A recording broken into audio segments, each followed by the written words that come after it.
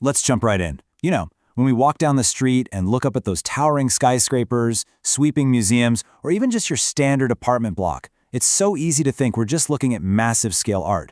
But today, we're going to uncover the secret forces at play here. We're talking about a hidden economic and structural tug-of-war that literally dictates the shape of the built world around us. Welcome to this explainer.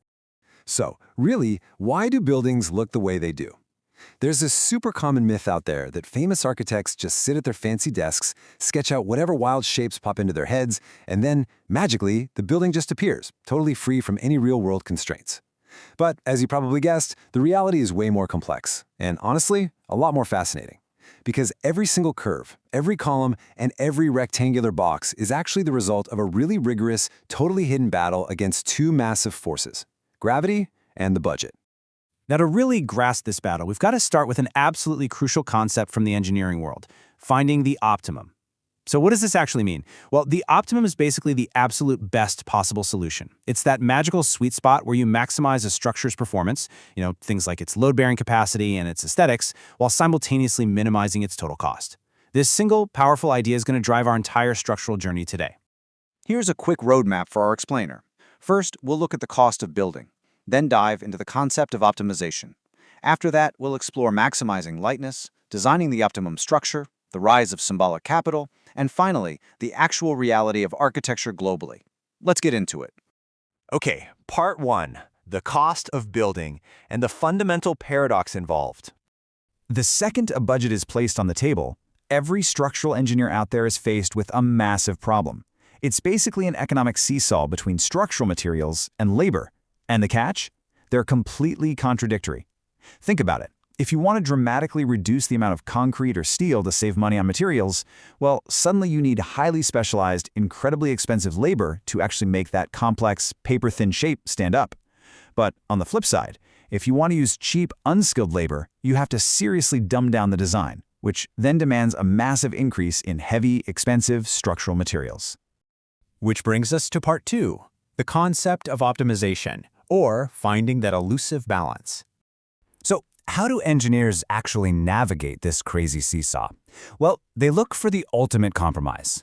If you look at this mathematically, you've got two main variables. Let's say you put the cost of materials on one side and the cost of specialized labor on the other. As one goes down, the other shoots right up. True structural efficiency peaks right at the trough, the very bottom of that U-shaped total cost curve. Hitting that exact dip is the holy grail. But as we're going to see, different eras tackle this puzzle in wildly different ways. All right, part 3, maximizing lightness. This is our first path, which we can call evolutionary optimization. This first path was driven by these brilliant engineer architects who are basically pushing mathematics to its absolute limit, all in the pursuit of extreme lightness. A perfect example is Felix Candela's Los Manantiales restaurant, built down in Mexico in 1958. Candela used some seriously complex math to design these intersecting saddle-like curves. They're called hyperbolic paraboloids. He optimized the math so perfectly that he completely eliminated the need for heavy edge beams. The result? A breathtaking concrete shell that spans a massive 42 meters. But get this, it's only 4 centimeters thick. It's wild. He essentially sacrificed cheap labor to achieve the ultimate minimalist footprint. Now let's contrast Candela's work with Pier Luigi Nervi over at the Lanificio Gatti in Rome. Nervi took a totally different approach. He beautifully aligned the concrete ribs of this waffle slab directly with the principal stress lines of the ceiling. And yeah, it looks incredibly natural and just stunning. But because this wasn't some massive high-rise where saving weight is an absolute life-or-death necessity, minimizing the material didn't actually yield an economic solution. The specialized formwork and the intense labor required to pour those intricate ribs, it made the whole thing incredibly expensive. So it was a gorgeous structural flex for sure, but a very costly one. Eventually, this relentless pursuit of lightness evolved into modern marvels, like the Science and Technology Museum in Paris. The architect there, Bernard Tschumi, wanted the front facade to be as transparent as humanly possible.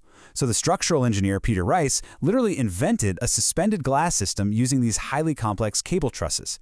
They engineered the entire system purely for a dematerialized effect, right? They used the absolute bare minimum amount of steel needed to hold up these massive walls of glass. It's a perfect case of optimization serving pure aesthetics. Moving on to part 4, designing the optimum structure. Let's look at our second path, the era of mass housing. Now, we're going to shift gears abruptly to our second path. This was a highly pragmatic approach, born out of pure, unavoidable desperation during and after the World Wars. I mean, budgets were painfully limited. Millions of people were migrating into the cities, and survival essentially meant standardization. Enter the matchbox building era. To crank out the maximum number of houses at the absolute lowest cost, everything had to be optimized for cheap, unskilled labor. That meant rectangular geometries, highly standardized concrete, and hitting a sweet spot of exactly 10 to 15 stories.